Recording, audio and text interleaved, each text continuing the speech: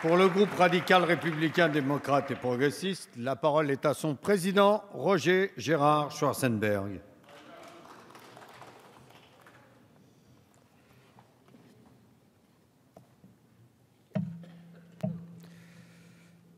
Monsieur le Président du Parlement panafricain, Monsieur le Président de l'Assemblée nationale, mes chers collègues, je voudrais, au nom de mon groupe, saluer Monsieur Roger Nkodo Dang, Président du Parlement panafricain, qui représente 1,2 milliard d'habitants et les 54 pays du continent.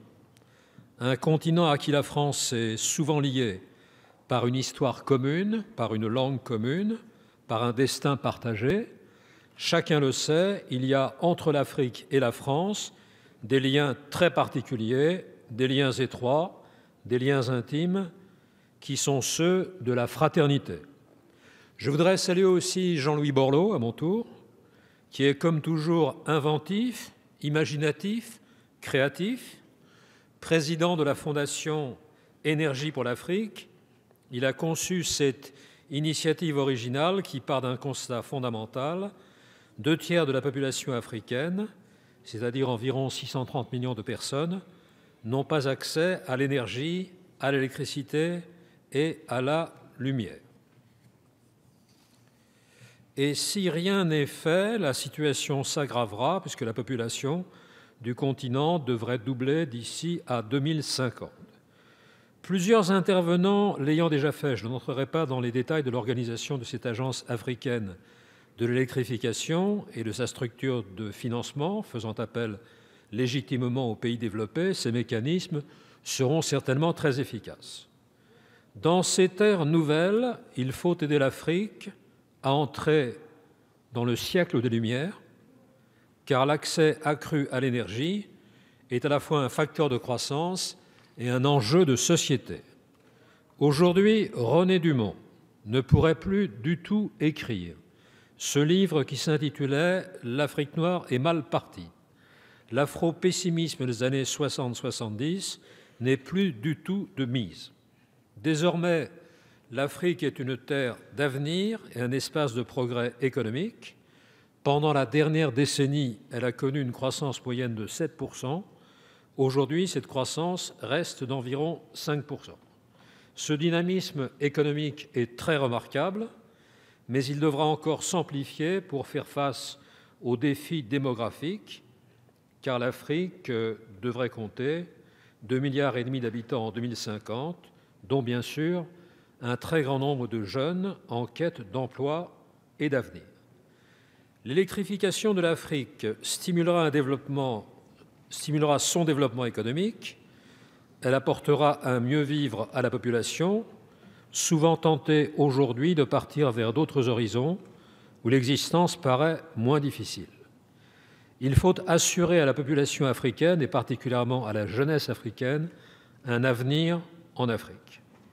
On ne répondra pas à la crise migratoire par l'égoïsme stérile des partis nationalistes et néopopulistes en se barricadant derrière des murs et des barbelés. L'Europe ne peut être indifférente aux graves difficultés des peuples qui sont ses voisins. Personne n'émigre, personne ne quitte son pays et souvent sa famille par plaisir. Au contraire, l'émigration est un arrachement et une souffrance. L'Europe doit soutenir les Africains, les aider à vivre mieux sur place, sur leur continent. Elle doit contribuer à y améliorer les conditions d'existence et d'emploi. L'électrification, ce n'est pas seulement une croissance accrue, c'est aussi un facteur de développement social. Ainsi, au temps des outils numériques, l'accès à l'énergie facilite l'accès à l'enseignement. Selon l'Africa Progress Panel, au Burkina Faso, au Mali et au Niger, plus de 80% des écoles primaires n'ont pas accès à l'électricité. Au Burundi et en Guinée, ce pourcentage atteindrait même 90%. Il en va de même de l'accès aux soins et à la santé, notamment pour le fonctionnement des appareils médicaux. Pourrais-je ajouter en toute franchise, puisque nous sommes entre parlementaires, entre collègues, pourrais-je ajouter en toute franchise qu'à part l'électricité, il y a aussi une autre lumière qui, selon la formule traditionnelle, éclaire le monde. Elle s'appelle la liberté. L'Afrique est maintenant liée à la démocratie.